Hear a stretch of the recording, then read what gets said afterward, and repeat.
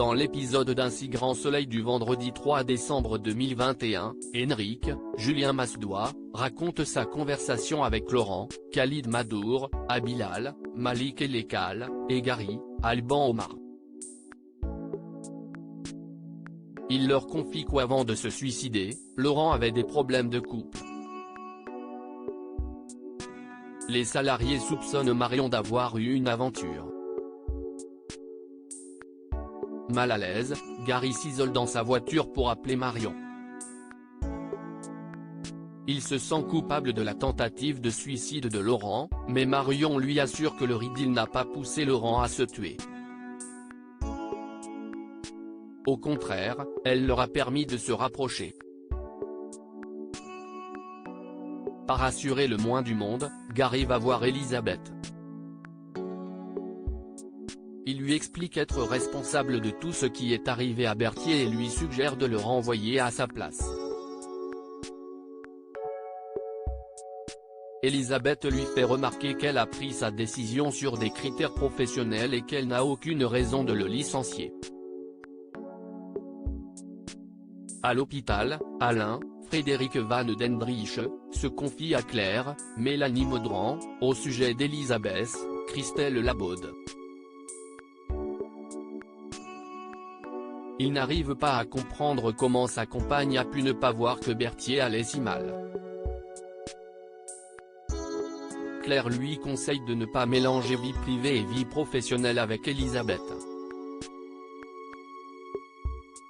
Après avoir oublié son rendez-vous avec Monsieur Louvier, un client important, la veille, Elisabeth demande à Myriam, Pauline Paolini, si elle a réussi à fixer un nouveau rendez-vous.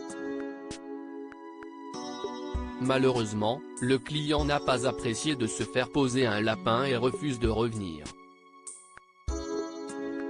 Elisabeth ne veut de laisser ses problèmes de couple empiéter sur sa vie professionnelle. Myriam s'improvise confidente et lui rappelle qu'elle n'est pas une machine. Plus tard, Elisabeth donne rendez-vous à Berthier dans un café. Elle lui présente des excuses pour la pression qu'elle a exercée sur lui et lui propose de reprendre son poste.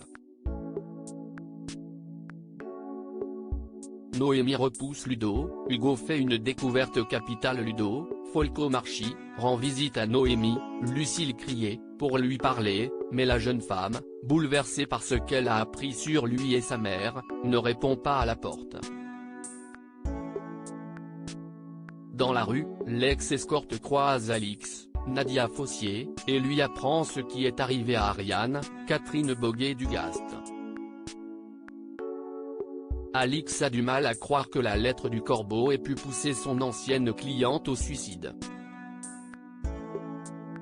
En effet, Ariane se moquait que les gens sachent qu'elle fréquentait des escortes. Bouleversée, Alix s'en veut de ne pas lui avoir rendu visite après son dernier appel. De leur côté, Élise, Malia Roman, et Yann, Constantin Balzan, poursuivent leur enquête sur la mort d'Ariane. Ils se rendent à l'hôpital pour interroger Hélène, Sophie Letellier, à qui ils annoncent le décès de cette dernière. Sous le choc, l'infirmière accuse le coup et raconte sa dernière journée avec Ariane aux policiers. Après leur session de tennis, les deux femmes sont allées faire du shopping puis prendre un café. Ariane était de très bonne humeur et n'arrêtait pas de rire. Après analyse toxicologique, Hugo, Bibitanga, découvre qu'Ariane avait consommé une dose importante de GHB avant sa mort. D'après lui, elle n'a pas pu s'ouvrir les veines toute seule. Hugo souligne qu'un plus, le GHB disparaître de l'organisme après 12 heures.